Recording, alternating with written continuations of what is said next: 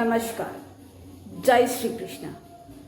आज कई दिनों के पश्चात आपके समक्ष प्रस्तुत है कुछ महत्वपूर्ण ज्योतिषीय सूत्र लेकर।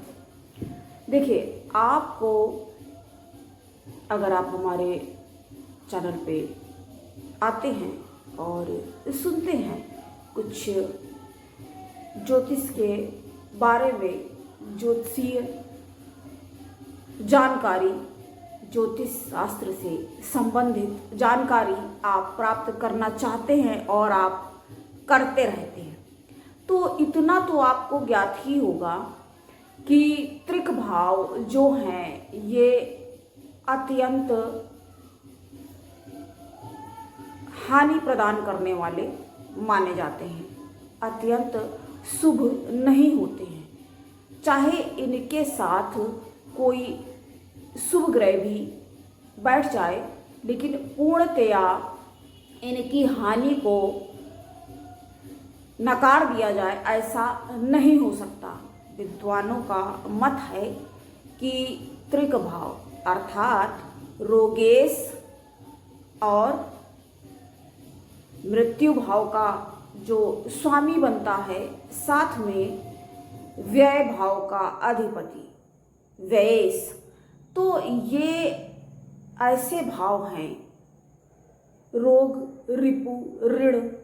अब ऋण कैसे अच्छा हो सकता है, लेकिन कुछ मामलों में ऋण सही भी ठहराया जा सकता है। जैसे आपने ऋण लेकर के कोई चपहिया वाहन, 4 पहिए वाला वाहन जो है ऋण लेकर आपने प्राप्त किया। अब ऋण तो आप उसको धीरे धीरे ही देंगे ना, एकदम से ऋण का मतलब क्या हुआ? एक बार में तो देने से रहे। अगर एक बार में देने में अगर आप सक्षम होते तो ऋण लेते ही क्यों? तो आपने जब ऋण लिया और आप उसको अब धीरे धीरे उस धन को आप देंगे, लेकिन आप अपनी गाड़ी, अपने घर में कार ला चुके हैं और उसमें आप सवारी कर रहे हैं और आराम से आप जा रहे हैं अपने हिसाब से आप, तो इस तरह से देखिए लाभ भी इसका समझा जा सकता है। यानी कब आपके पास धन एकत्र होता तब आप वो वाहन ले सकते थे, लेकिन आपने ऋण की बदौलत क्या किया, वो प्राप्त कर लिया। लेकिन एक साधारण सूत्र ये है कि रोग, रिपु और ऋण, इनका स्वामी जहां पर भी बैठ जाएगा, जिस भी स्थान में विराजमान होगा, तो उस घर की, देखिए जितने भी जन्मांक में भाव दिए गए हैं वो प्रत्येक किसी न किसी रिश्ते से, किसी न किसी घर से संबंधित है। और जैसे कि ये रोग, रिपु, ऋण वाला जो भाव है ये मामा का घर माना जाता है। अब ऐसी जानकारी और कहाँ मिलेगी? यही मिलेगी। तो आप हमारे चैनल को सब्सक्राइब ज़रूर से कर लें कि हमारा हार्ड वर्क आप तक पहुंचता रहे। कोशिश हमारी रहती है निरंतर कि हम आपके लिए रेगुलर, रोज़, लेकिन अत्यधिक व्यस्तता के कारण, अधिक व्यस्त होने की वजह से कुछ दिनों से हम आपको रेगुलर बना रहे हैं थोड़े बहुत, लेकिन रेगुलर नहीं बन पा रहा है। और लेकिन आगे प्रयास यही रहेगा कि हमने जो IAS, PCS और जितने भी कॉम्पिटिटिव एग्ज़ाम्स और जुडिशियल जज जिनकी भी बात की है, उसको हम आपको, उस चर्चा को, उन पर आपके लिए और भी लाभदायक वीडियोस बनाते रहेंगे और शीघ्र लाएंगे। तो बात हम यहाँ त्रिक भाव की कर रहे थे। इनके स्वामी देखिए जहाँ पर भी बैठ जाते हैं वो क्या कर देते हैं, हानि तो अवश्य भावी हो जाती है, हानि अवश्य कर देते हैं।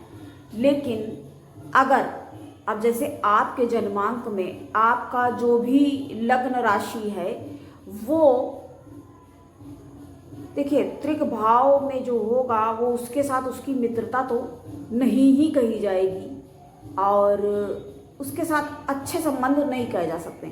लेकिन अगर ये किसी भी तरह से दृष्टि कर देता है, दृष्टिगोचर हो जाता है और या साथ में बढ़ जाता है, तो क्या होगा, फिर उतनी हानि नहीं होगी और साथ में उसमें अच्छाई भी आपको स्वयं आपको प्रदर्शित होगी और आपको स्वयं ऐसा एहसास होगा, आपको स्वयं महसूस होगी। जैसे कि हमने आपको ये ऋण जो कि अच्छा नहीं समझा जा सकता है, उसके भी हमने आपको अच्छाई और उसके भी अवगुण हैं, ये कि आपको एक टेंशनाइज आप रहते हैं, आप सोच विचार में लगे रहते हैं, बेचारा मग्न हो जाते हैं कि कैसे इसका धन देना है, क्या करना। लेकिन उसकी अच्छाई क्या है, उसने आपको समय, आप कितना समय आप धन एकत्र करने में लगाते, उसके पहले ही आपको वाहन की प्राप्ति हो गई और आप अपने वाहन पर सवार होकर आप अपनी गाड़ी कार में जहाँ चाहे वहाँ प्रस्थान कर सकते हैं, जा सकते हैं। तो ये अच्छाई भी हो गई।